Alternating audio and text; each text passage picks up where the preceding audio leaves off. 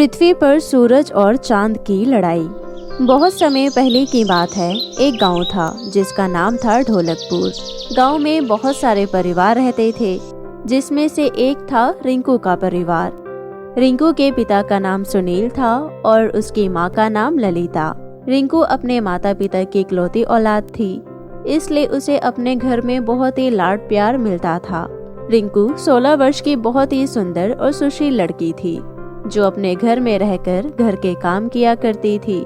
रिंकू के पिता सुनील अपने खेतों में खेती किया करते थे और रिंकू की माँ अपने पति की खेतों में सहायता करती थी और दोनों मिलकर घर का खर्चा चलाते थे। पूरा परिवार हंसी खुशी से रहता था, उन्हें किसी चीज की कोई कमी नहीं थी। एक दिन सुनील और ललिता में बहस हो जाती है। मैं तो कहता हूँ हमें सूर्य भगवान की बहुत ही आवश्यकता है, परंतु शाम होने के बाद सूर्य भगवान गायब हो जाते हैं। नहीं नहीं रिंकू के पिताजी, जिस तरह से सूर्य का अपना महत्व है, उसी तरह चांद भी हमारे लिए बहुत महत्वपूर्ण है। जिस तरह सूरज अपनी रोशनी से दिन बनाए रखता है, उसी तरह चांद अपनी शीतल रोशनी से धीमी सी रोशनी और ठंडक फैलाता है। सुनील और ललिता को बात करते हुए सूरज और चांद आसमान में सुन रहे होते हैं। उन दोनों की बातें सुनकर सूरज और चांद आपस में बहस करने लगते हैं। देखा चांद, सुन रहे हो ना तुम, मेरी इस धरती पर कितनी जरूरत है। इसलिए लोग मुझे सुबह उठकर जल चढ़ाते हैं और मेरी पूजा करते हैं। यह सब तो ठीक है सूरज, लेकिन मैं भी धरती के लिए बहुत आवश्यकता हूँ। तुम्हारे ढलने के बाद मैं धरती पर मौसम को ठंडा करता हूँ और अपनी शीतल वायु से उन्हें शांति प्रदान करता हूँ। अगर मैं रात में ना निकलूँ तो बहुत अंधेरा हो जाएगा और लोग कुछ देख नहीं पाएंगे। देखो, तुम अपने बारे में जो कुछ भी बोलो, परंतु सच तो यह है कि कोई तुम्हें नहीं पूछता। सभी लोग केवल मेरी ही पूजा करते हैं। तो तुम मान लो मैं धरती वासियों के लिए बहुत ही आवश्यक हूँ। अच्छा ठीक है, अगर तुम ऐसा कहते हो तो मैं आज से धरती पर नहीं आऊँगा और देखते हैं कितने दिन तक वह तुम्हारी पूजा करते हैं। सूरज और चांद अपनी बातें खत्म कर देते हैं। एकदम से पूरे गांव में पूरे दिन सूरज निकला रहता है। सुनो भाग्यवान, आज तुमने खाना नहीं बनाया, मुझे तो बहुत जोरों से भूख लग रही है। वो सब तो ठीक है, लेकिन मैं तो शाम होने के देखिए ना, अभी तो बाहर कितनी रोशनी है। हाँ भाग्यवान, तुम सही कह रही हो। मैं एक काम करता हूँ, जाकर नहा लेता हूँ, बहुत गर्मी हो रही है। सुनील नहाने के लिए चला जाता है। नहाने के बाद आकर देखता है कि अभी भी शाम नहीं हुई है। हे भाग्यवान, अब तो मैं नहा भी लिया हूँ, फिर भी गर्मी लग रही है। अब क्या करूँ मैं? अरे भाग्यवान, खाना बनाया कि नहीं, या तुम रात होने का इंतजार कर रही हो? भूल गई क्या? अब कभी शाम नहीं निकलेगा, पूरे दिन बस सूरज ही निकलेगा। हाँ, आप सही कह रहे हैं, मैं खाना बना लेती हूँ, तब तक आप बैठकर आराम कीजिए। ललिता शाम का खाना बनाने लगती है। खाना बनाते वक्त ललिता को बहुत गर्मी लगती है और वो पसीना पसीना हो जाती है। खाना बनने के बाद दोनों खाना खा लेते हैं। चलिए जी, अब सोने चलते हैं। हाँ, तुम सही कह रही हो, हम अभी सो जाते हैं। नींद पूरी हो जाने के बाद खेत में काम करने चलेंगे। इतना कहकर दोनों पति पत्नी बिस्तर पर लेट जाते हैं। सूरज निकलने की वजह से गर्मी बहुत ज्यादा थी, उनको बहुत गर्मी लगती है। अरे सुनो भाग्यवान, पंखा जरा तेज कर दो, मुझे बहुत गर्मी लग रही है। ललिता पंखा तेज कर देती है और बिस्तर पर लेट जाती है। गर्मी इतनी ज्यादा थी कि पंखा भी कुछ नहीं कर पा रहा था, जिस वजह से वो दोनों सो भी नहीं पा रहे थे। अब दोनों बहुत ज्यादा परेशान हो जाते हैं और वो जाकर सूरज और चांद से बात करने का फैसला करते हैं। दोनों पति पत्नी छत पर जाते हैं। चांद भगवान, मुझे माफ कर दो, मुझसे गलती हो गई, जो मैं आपकी अहमियत नहीं समझ पा रहा था। अब मैं समझ गया हूँ, जिस तरह हमारे जीवन में सूरज उपयोगी है, उसी तरह से आप भी आवश्यक हो। चांद सुनील की बात सुनकर वहाँ पर प्रकट होता है और सूरज भी प्रकट हो जाता है। हे चंद्र देवता, हमें क्षमा कर दीजिए, हम भूल गए थे कि आपकी क्या अहमियत है। जिस तरह से हम सूर्य देवता की पूजा करते हैं, उसी तरह से अब हम आपकी भी पूजा करेंगे, आप पर भी जल चढ़ाएंगे। उन दोनों की बात सुनकर सूरज भी अपने अहंकार से ठंडा हो जाता है और वो चांद से कहता है, हाँ चांद, अब मैं समझ गया हूँ, जिस तरह से मेरा उगना जरूरी है, उसी तरह से तुम्हारा भी निकलना उतना ही जरूरी है। पूरे दिन मेरी रोशनी से धरतीवासियाँ परेशान हो जाते हैं, इसलिए उन्हें शीतलता प्रदान करने के लिए तुम्हारी आवश्यकता होती है। मैं मान गया हूँ कि जिस तरह मेरा निकलना और ढलना जरूरी है, उसी तरह से तुम्हारा भी निकलना और ढलना उतना ही जरूरी है। सूरज चांद से माफी मांग लेता है और फिर चांद और सूरज धरती पर दोबारा से निकलने लगते हैं। गांव के सभी वासी अब सूरज के साथ साथ चांद की भी पूजा करने लगते हैं। तो मेरे प्यारे दोस्तों, इस कहानी से हमें ये शिक्षा मिलती है कि जो भी प्रकृति हमारे लिए बनाई गई है वो हमारे लिए बराबर उपयोगी है। हम किसी एक के बिना भी अपने जीवन में संतुलन नहीं बना सकते हैं। तो कैसी लगी आपको मेरी ये कहानी, मुझे कमेंट करके ज़रूर बताएं और इसे अपने दोस्तों के साथ भी शेयर करें। और हाँ दोस्तों, अगर आपने अब तक मेरे चैनल को सब्सक्राइब नहीं किया है तो जल्दी से नीचे लाल बटन दबाकर अभी कर ले। तो मिलती हूँ आपसे फिर किसी नई कहानी के साथ। तब तक के लिए आप अपना ध्यान रखें। बाय बाय दोस्तों। शशि एक सावली और चुलबुली लड़की थी जिसे घर का कामकाज करने में बहुत मजा आता था। साथ ही उसे मेकअप करने का भी बहुत शौक था। ऐसे ही एक दिन उसकी गली में एक ब्यूटी कंपटीशन होने की अनाउंसमेंट होती है, जिसमें शशि बहुत ही मन से पार्टिसिपेट करना चाहती थी। इसलिए वो अपनी मम्मी से पैसे लेकर अपने फ्रेंड शिखा के साथ मार्केट चली जाती है, जहां से वो बहुत सारा और कम बजट का मेकअप खरीद लेती है। फिर अपने फ्रेंड शिखा से बोलती है, यार शिखा, मैंने ये मेकअप खरीद कर सही तो किया है ना? अरे तू चिंता मत कर, एकदम सही मेकअप लिया है तूने। पर यार, मुझे तो मेकअप इस्तेमाल करना आता ही नहीं है। इसे कैसे लगाते हैं, कब तक लगाते हैं और कौन से पाउडर को कितनी देर और कितना कितना लगाते हैं, मुझे ये सब कुछ नहीं पता, क्योंकि मुझे तो मेकअप करना आता ही नहीं। अरे डोंट वरी यार, मैं हूँ ना, तू क्यों परेशान हो रही है, मैं सब सिखा दूंगी तुझे। दोनों घर पहुँचते हैं और दोनों ही साथ में बैठकर खाना खाते हैं। फिर उसके बाद शिखा राशि का मेकअप करती है। शिखा राशि का मेकअप कर ही रही होती है। करते करते उसे मेकअप की खूब सारी जानकारी भी देती है। फिर धीरे धीरे शशि का मेकअप कंप्लीट हो जाता है और जब पूरा तैयार होने के बाद अपने आप को मिरर में देखती है तो वो थोड़ी सी हैरान हो जाती है। देखा शशि, तूने अपनी दोस्त का कमाल, तू तो बड़ी सुंदर लग रही है। शशि, अब तो तुझे कोई जल्दी पहचान भी नहीं पाएगा कि तू वही पुराने वाली शशि है। बहुत सुंदर लग रही है यार तू। हाँ यार, ये तो कमाल ही हो गया, थैंक यू सो मच। तू पागल है क्या शशि? दोस्ती में no sorry no thank you, समझी? और ये कंपटीशन तेरे अलावा कोई नहीं जीत सकता, पागल सी। शाम होते ही शिखा अपने घर चली जाती है और यहाँ शशि भी अपने चेहरे का मेकअप हटाए बगैर ऐसे ही रात में सो जाती है। और फिर वो जब अगली सुबह बाथरूम में अपना फेस वॉश करने जाती है तब अपने आप को देखकर बहुत डर जाती है, क्योंकि उसके चेहरे पर कुछ 3 से 4 दाने और रेडनेस हो गई थी। वो तुरंत फोन करके अपने फ्रेंड शिखा को अपने घर बुलाती है।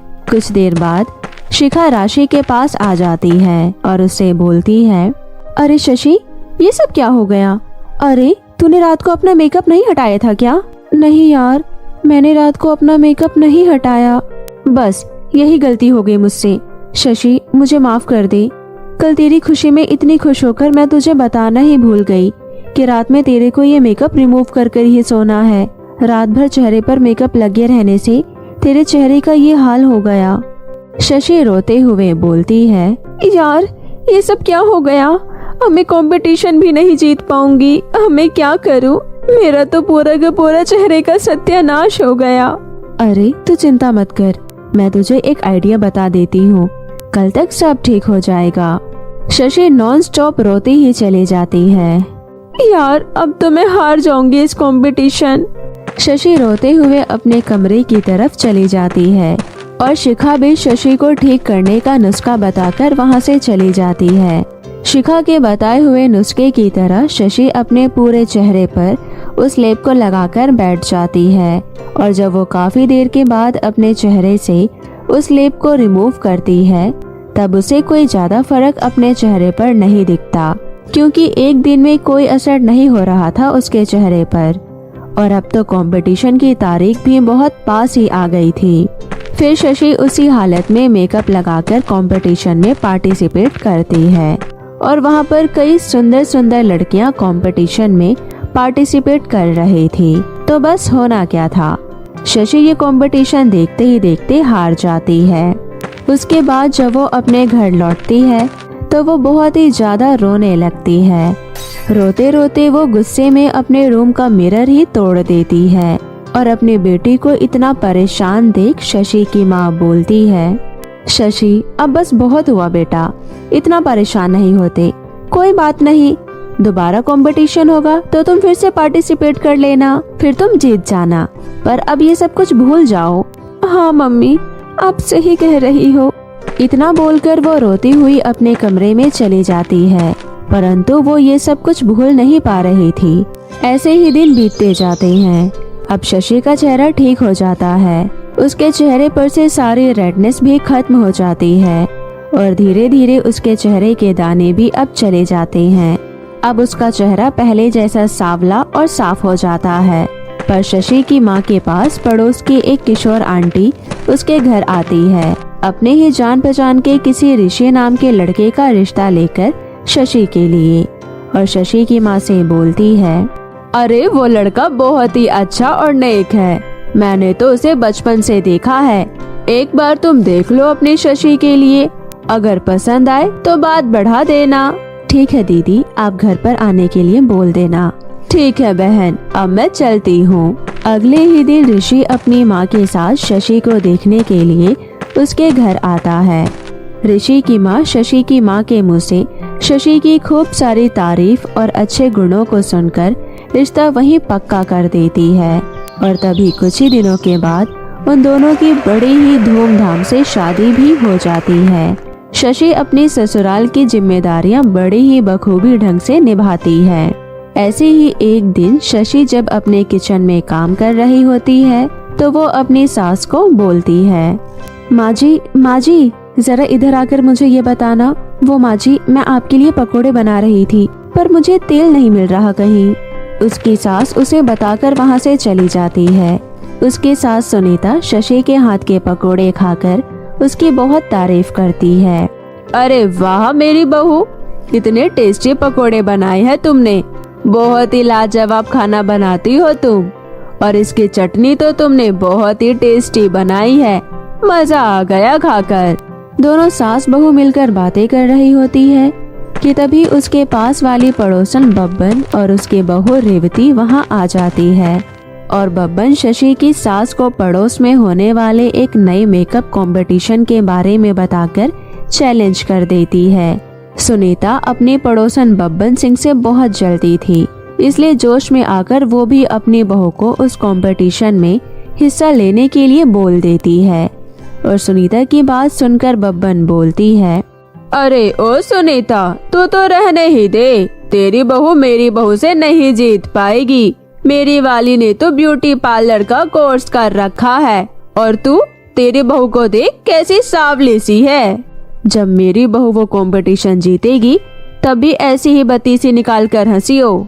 अरे चल चल, कल प्रतियोगिता में सारा दूध का दूध और पानी का पानी हो जाएगा, जब देखूंगी मैं। हाँ, इतना बोलकर वो दोनों वहाँ से चली जाती है और यहाँ शशि बहुत परेशान होकर बोलती है, माँ जी, आपने जोश जोश में बोल तो दिया, पर हम ये कंपटीशन कैसे जीतेंगे? मेरे पास तो अच्छा वाला मेकअप भी नहीं है। अरे तू चिंता मत कर, मेरे पास एक ऐसी चीज है जिससे तू कंपटीशन जीत जाएगी। तभी सुनीता शशि को अपने कमरे में लेकर जाती है और बोलती है, ये देखो बहू, ये एक जादुई मेकअप किट का बक्सा है। जब मैं शादी करके आई थी तो मुझे एक मिट्टी में दबा हुआ मिला था। अगर आज भी मैं इसे लगा लूं तो तेरी बूढ़ी सास अभी भी जवान दिखेगी। अच्छा जी, मैं अभी इसे लगा कर देखती हूँ। शशि जैसे ही वो मेकअप किट को अपने चेहरे पर इस्तेमाल करने लगती है, वो वैसे ही एकदम खूबसूरत और सुंदर बन जाती है। वो ये सब देखकर बहुत हैरान हो जाती है। तभी उसका पति वहाँ आ जाता है और शशि को इतना सुंदर देखकर वो भी हक्का बक्का हो जाता है। अरे शशि, तुम इतनी सुंदर। हाँ, ये तो माँ जी के मेकअप किट का कमाल है। फिर वो शशि को देखते देखते कमरे से बाहर चला जाता है। ऋषि के वहाँ से जाने के बाद दोनों सास बहू खूब जोर जोर से हंसती हैं। अगले दिन कंपटीशन में सारी लड़कियाँ खूबसूरत बनकर वहाँ पर आती है, लेकिन सबसे ज्यादा ग्लो और सुंदर शशि ही दिख रही होती है। पर वहाँ पर बब्बन की बहू भी कुछ कम नहीं दिख रही थी। तभी कंपटीशन शुरू हो जाता है और देखते ही देखते ये कंपटीशन शशि जीत जाती है और ये देखकर बब्बन और उसकी बहू किलसकर मुंह लटका लेती है। क्यों रे बब्बन, अब कहाँ गई तेरी वो बत्तीसी? अब बत्तीसी निकाल कर हंस तू। देखा, जीत गई मेरी बहू इस कंपटीशन को। चल बहू। इतना बोलकर दोनों सास बहू घर आ जाती है। सास बहू आज बहुत ही खुश थे। शशि ये जीती हुई ट्रॉफी अपने पति ऋषि को दिखाती है और ये देखकर ऋषि भी बहुत खुश होता है। अब सभी खुशी खुशी रहने लगते हैं। तो मेरे प्यारे दोस्तों, कैसी लगी आपको मेरी ये कहानी? मुझे कमेंट करके जरूर बताएं और इसे अपने दोस्तों के साथ भी शेयर करें। और हाँ दोस्तों, अगर आपने अब तक मेरे चैनल को सब्सक्राइब नहीं किया है तो जल्दी से नीचे लाल बटन दबाकर अभी कर लें। तो मिलती हूँ आपसे फिर किसी नई कहानी के साथ। तब तक के लिए आप अपना ध्यान रखें। बाय बाय दोस्तों।